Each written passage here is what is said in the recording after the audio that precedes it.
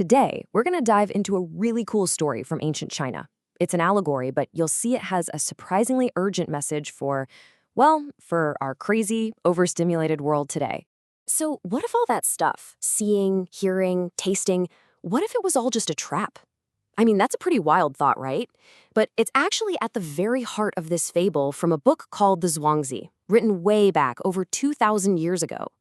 It really makes you question this idea we all have that more is always better when it comes to what we experience. All right, so let's get into the story itself. It's set way, way back at the dawn of time, and it's all about these three mythical rulers. Okay, so you've got Shu, he's the emperor of the Southern Ocean. Then there's Hu, the emperor of the Northern Ocean. And these two guys, they'd often travel and meet up right in the middle, in the lands ruled by an emperor named Chaos. And every single time they got together, Chaos was just the best host. Super generous, super kind.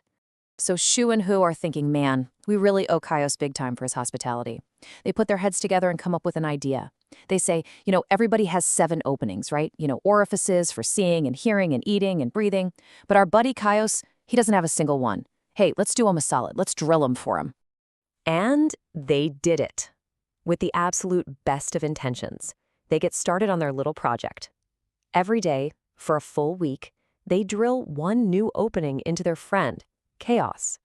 And on that 7th day, just as they finish up that last, final opening, Chaos dies. Just gone. So wait, what just happened? The big question here is why?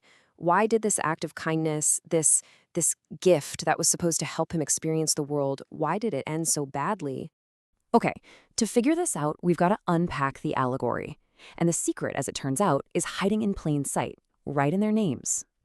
So in Chinese, the names Shu and Hu, they both mean things like sudden, fast, action. They're all about doing things, getting involved, intervening. But Chaos, or Hundun, he represents the complete opposite. He's that original, simple, natural state of being, that quiet, whole, inner peace. So you see where this is going, right? That so-called gift of the senses, it wasn't a gift. Not at all. It was actually a really violent intrusion. By drilling those holes into Chaos, Shu and He basically opened the floodgates. This overwhelming wave of information from the outside world just rushed in and completely destroyed the quiet internal balance that made Chaos, well, chaos. His inner peace was just shattered. Now, this whole idea of Chaos being completely overwhelmed, does that sound familiar? I bet it does, because in so many ways, this ancient story is basically what's happening to us right now, every single day. Just think about your eyes for a second. They're constantly being pulled in a million different directions, right? Social media feeds, videos, ads, it never stops. And that becomes this massive drain on our mental energy, because we're always looking out and we never give our minds a chance to just rest. And it's the exact same thing with our ears. We get kind of addicted to our favorite music or podcasts or even just having some kind of background noise on. We're always chasing that next sound, that next bit of stimulation. And what that means is our minds are never, ever truly quiet. What about our mouths? We're always chasing after the next great meal, spending a ton on fancy food, and we fill every single moment of silence with talking, with chatter.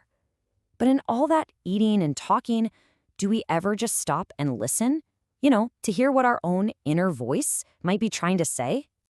I mean, even our sense of smell gets in on the action. We're constantly judging everything. Ooh, that smells good, I want more of that. Or ugh, that smells awful, get it away.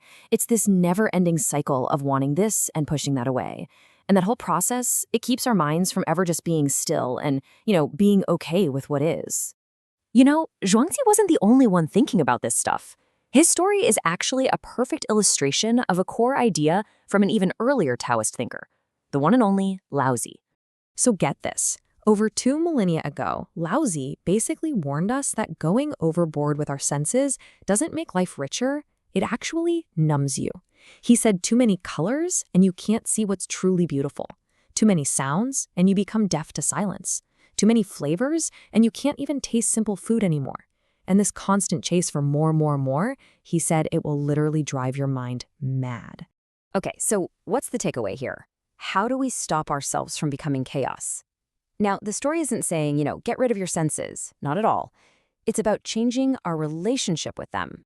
So step one is just recognizing it, seeing that this endless chase for more stimulation is just plain exhausting, and it doesn't really make us happy. The real goal is to get control of our senses, to make them our servants, our tools, instead of letting them be our masters, dragging us around everywhere. And when we do that, we can start to reclaim our own inner world. And that's where we find a kind of freedom and peace that, let's be honest, no amount of scrolling or binge watching can ever give us. And that really leaves us with a big final thought to chew on. Think about this for a second. Why would chasing things that feel good, amazing sights, sounds, tastes, why would Lao Tzu say that would ultimately drive you mad? It's a really powerful question and definitely one worth thinking about. By the way, this whole analysis, this way of understanding the story of chaos, it's adapted from the work of Dr. Ai-Hung Chen. Dr. Chen is a PhD and scholar focusing on things like Chinese philosophy, Taoism, and meditation at National Chengchi University in Taiwan. And that's our look into this story. Thanks so much for joining us.